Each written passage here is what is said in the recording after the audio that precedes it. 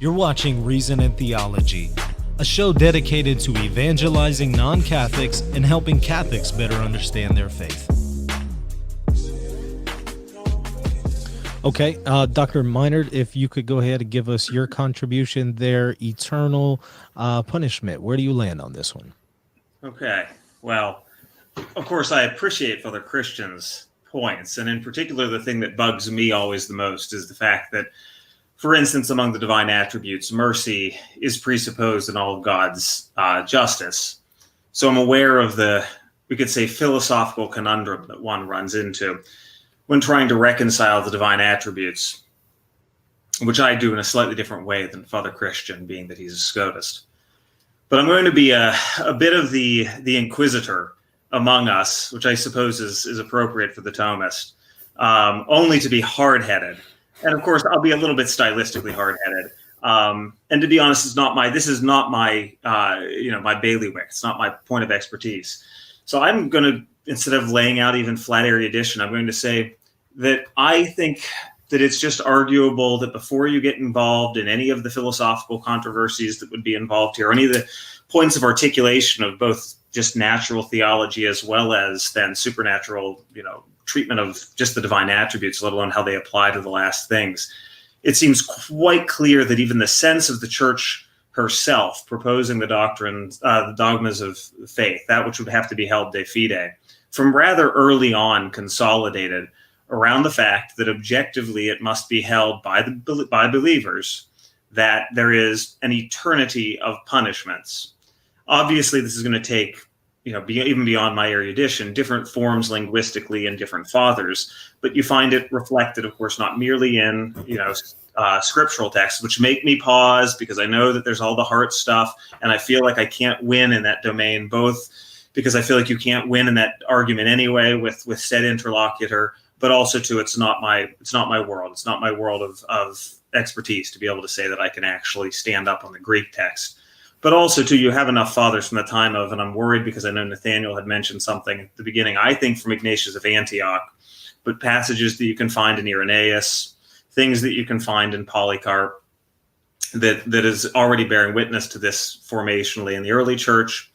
The idea of an eternity of punishment is reflected even before you have the official condemnations of Origenism, both at the Synod Constantinople as well as at the fifth, ratified at the Fifth Ecumenical Council, in the Athanasian Creed. And it, admittedly, to be honest, when you look at the scholastic works, you have this jump it's very typical, where you start to see things that crystallize around the time of Florence onward. So I do admit that some of the articulation that's explicit again in the form that we know it today then is late medieval in form. But I think that it's just a datum that's imposed de fide from the beginning of one's theological speculation. And to play around with, and I'm not saying this is what Father Christian is doing, because Father Christian is trying actually to give the most warm-hearted appreciation of heart. So I understand what he's doing here rhetorically. But to play around in the world of the philosophical problems and maybe even the interpersonal problems, because it seems that Dr. Hart likes to lob accusations of perfidy on people who argue for something like an infernalist position.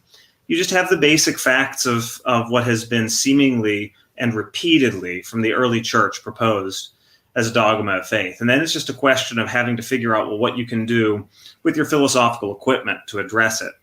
So some of that, to be honest, the Thomists sound a little bit like they're waving their hand. For instance, God's mercy is going to intervene to make the punishments of hell easier for people because you're going to see his justice mitigated. I admit that is just feels like a sleight of hand, but that can be improved on.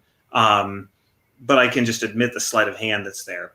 For instance, too, Father Christian brings up a good example with how can finite acts ultimately end or necessitate basically the penalties that come with both the loss of grace eternally as well as the punishments of sense in the case of those who've committed actual sin.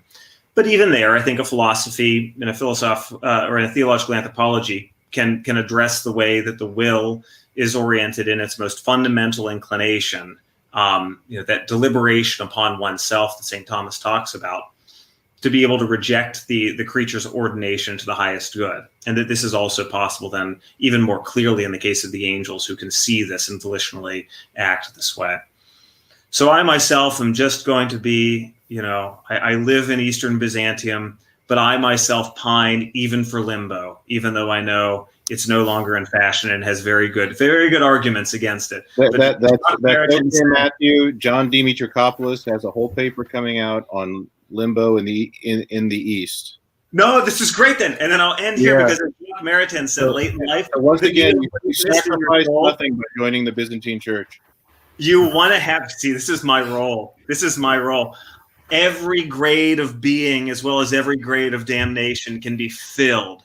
I feel the deepest part of Neoplatonism in my soul fulfilled. This is Maritain said something like this in this essay from the 30s that he republished late in life.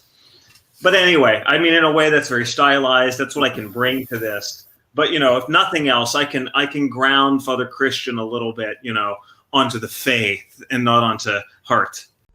Oh wait, before you go, I would really appreciate it if you would consider supporting this channel. This is my primary means to provide for my family, and it also helps me to produce content like this video.